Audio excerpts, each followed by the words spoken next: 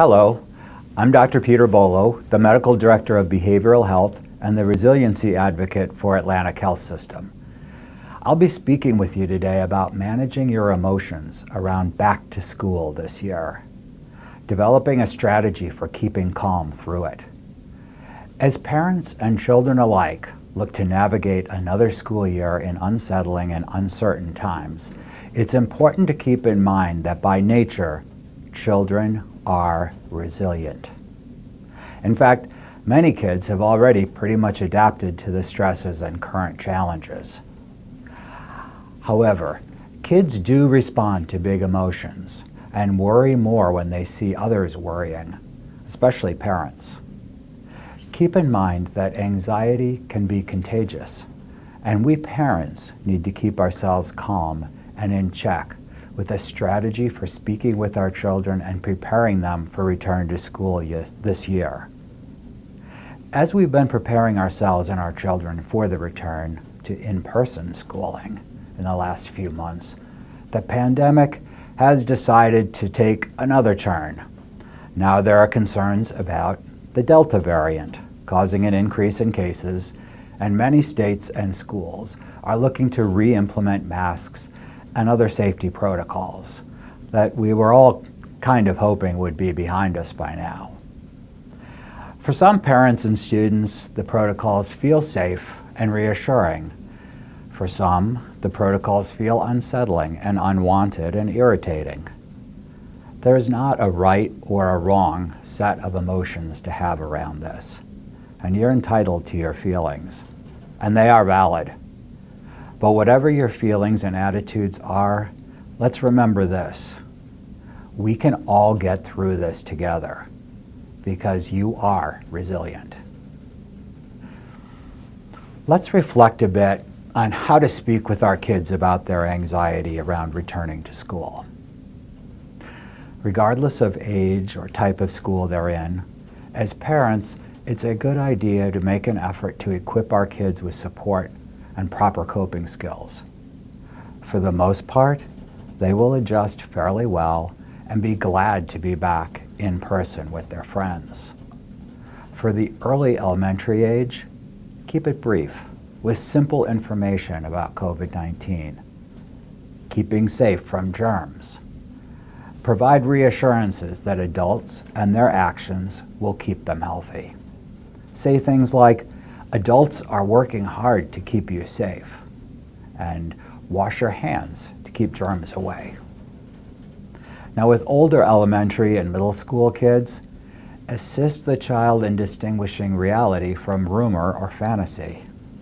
Discuss what leaders and teachers are doing to keep them safe. Remind them of how they keep each other safe by following the guidelines, and how important it is to take care of each other. For older middle schoolers and high school kids, discuss issues in more depth. Encourage healthy interactions and recognizing others' points of view.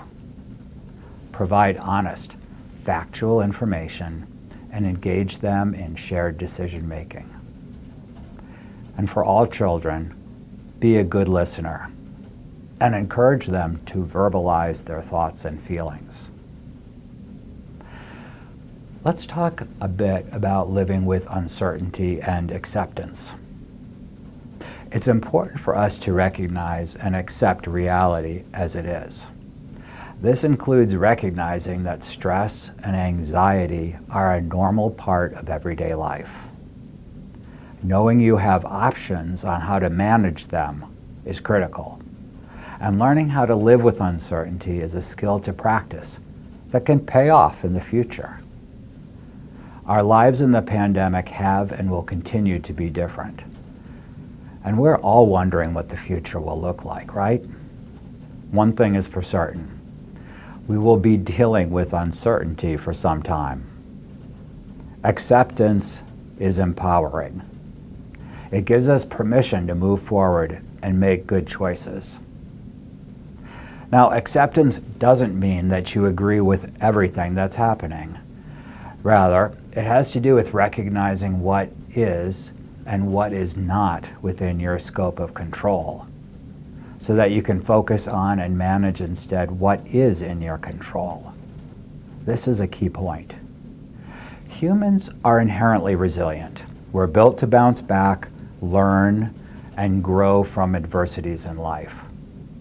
Look at what we've survived so far this year and give ourselves some much-deserved credit. We can do difficult things. We can continue to make choices within a very limited scope of opportunities. We can take actions to manage what is in our control. How about managing our own parental anxiety as our kids return to classrooms? Recognition that apprehension and anxiety are there, that worries are there, that stress can be building up, is a necessary first step in learning how to manage those items. Then comes the awareness of how it's impacting on us. How does it affect the way we think about these things, the way we respond to things, how we communicate with our children and our other family members at home? As we all work through this transition, learning to deal with uncertainty and being flexible can help families. Here are some things to consider. Because we don't know how this year will play out, we can tell our kids that this is the plan for now. If things change, we will talk about it again and we will come up with a new plan. This is a life lesson in how to adapt to change. It's important to communicate not only with your kids, but also stay in contact with school staff about all the changes in their protocols. Remember, it's important to keep in mind that our children watch and have emotional reactions to everything that their parents do. Their parents' thoughts and feelings and how well they do or don't cope. Be a good role model for them. This is a really important gift. Validating why you are sad, angry, or worried is important, but expose the kids to these emotions in limited dosages, as constant exposure is detrimental for them. And remember, don't forget to celebrate life's little pleasures, those little moments with your child that you spend together. It's a good break from those intense anxieties.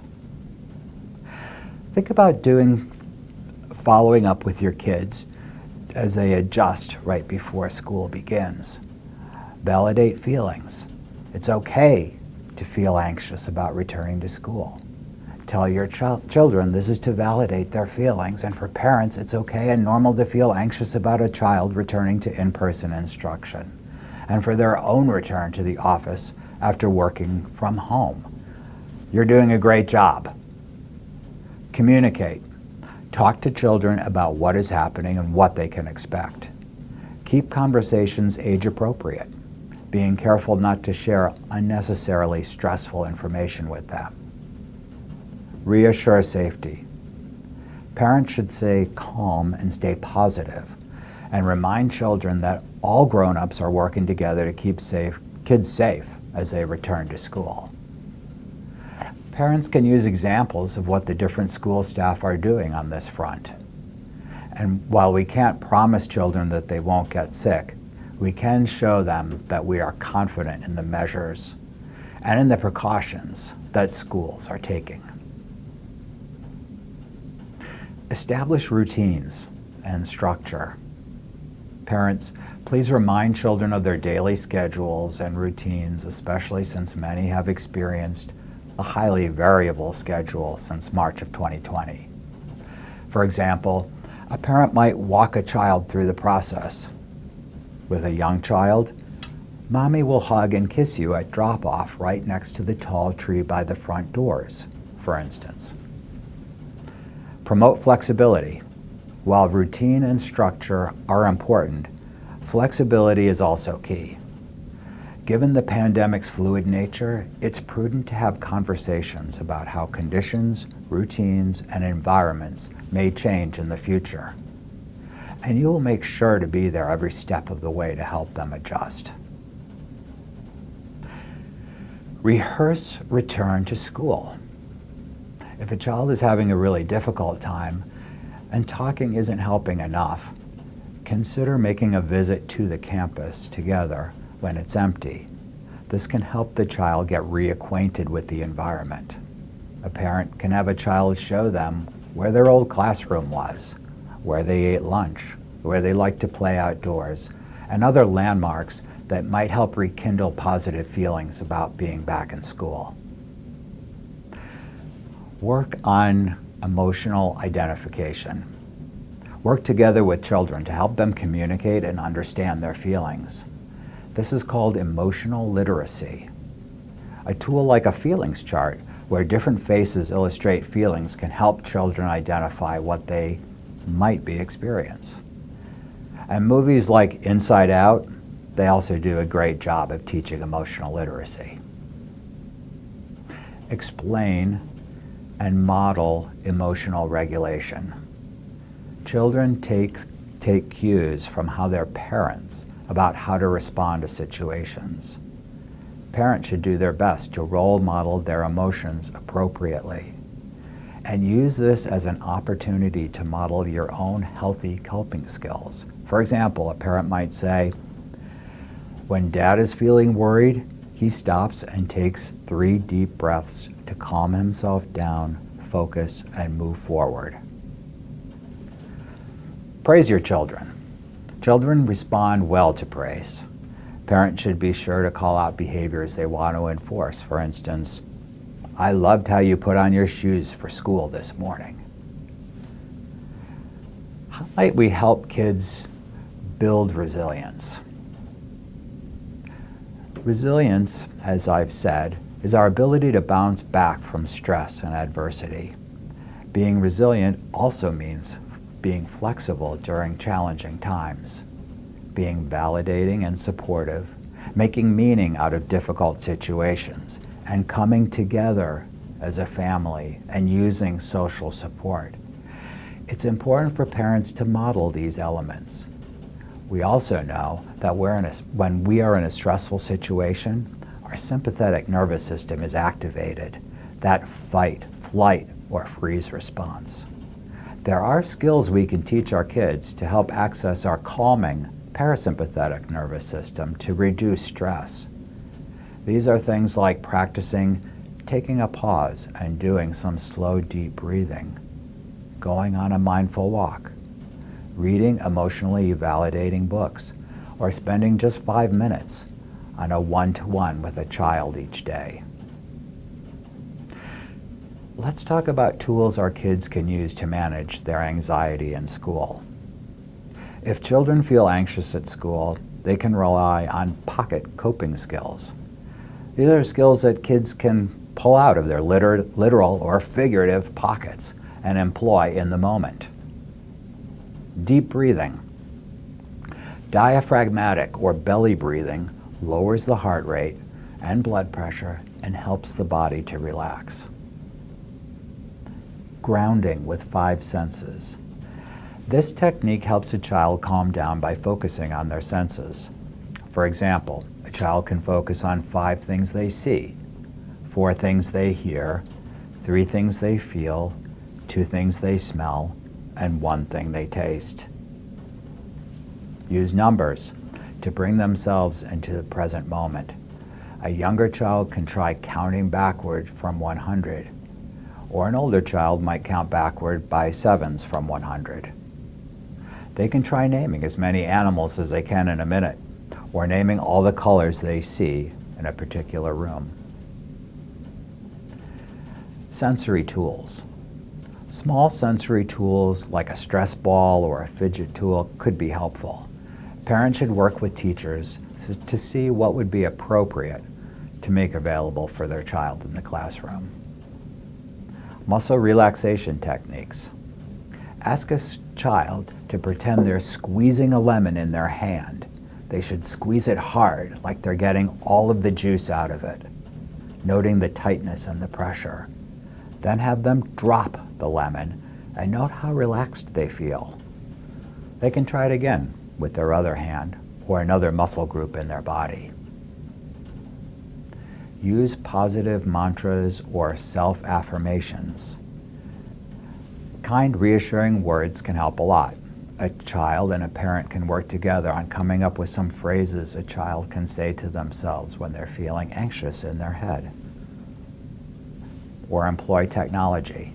If a child has a smartphone, tablet, or other device at their access, a parent can help a child create a folder of cute, funny, or silly, or comforting images or quotes that they may look at when they're feeling worried. Of course, be aware of any rules about using smartphones during school. YouTube has lots of other ideas that teach different techniques as well and is a good resource. There are some signs to be on the lookout for that your child may be needing additional support in adjusting. Monitor for anxiety reactions such as these. In preschoolers, a return to thumb-sucking or bedwetting, clinging to the parents, sleep disturbance, loss of appetite, unusual fear of the dark, regression in behavior, and withdrawal. In elementary school-aged kids, irritability or aggressiveness, clinginess, nightmares, school avoidance, poor concentration, and withdrawal from activities and friends. And for adolescents, sleeping and eating disturbances, agitation, increase in conflicts, physical complaints, withdrawal, delinquent behavior, and poor concentration. And as parents, of course, it is crucial for us to take care of ourselves to be able to be there for our kids. Parenting in a pandemic is stressful. It's okay to feel like you have trouble juggling everything your kids need when it's time to go back to school. Between changing COVID mandates, school supply shopping, finishing up summer activities, and getting back to school year routine, life can begin to feel overwhelming. This is completely normal, and you're not alone. Parents should try to connect as soon as possible to their students' community at school, including other parents, teachers, and administration. While this may seem like another item on a long to-do list, building that community of support is essential for your self-care. Shared goals, culture, and values bring us together and validate our emotions when we feel stressed out. Another way to manage stress is to try to prevent scheduling confusions. Having a weekly or monthly visual calendar like a dry erase board or a paper calendar or a shared electronic calendar can help keep parents and kids organized. By tracking after-school activities, clubs, appointments, and the like, you can work with your kids to create stability, consistency, and calm, even if the schedule looks daunting from the outside. Most importantly, make sure to carve out some me time, whether it's taking a 5-minute breathing break, sitting outdoors for a bit, reading, listening to music, or going on a walk. Self-care is important for parents to effectively care for your kids. You are the best parents to your children when you feel calm, engaged, and attentive. Taking time for yourself will help you create your own balance. Now I'd like to leave you with one final thought. Helping our children learn how to get through the pandemic will teach them how to get through future adversities in their lives, twists and turns that we all have to face over time. This is the silver lining to all the work you're putting into this right now. This is a gift they will take with them as they grow and mature. Thanks so much for taking the time out to listen today, and I hope you all have a successful back to school.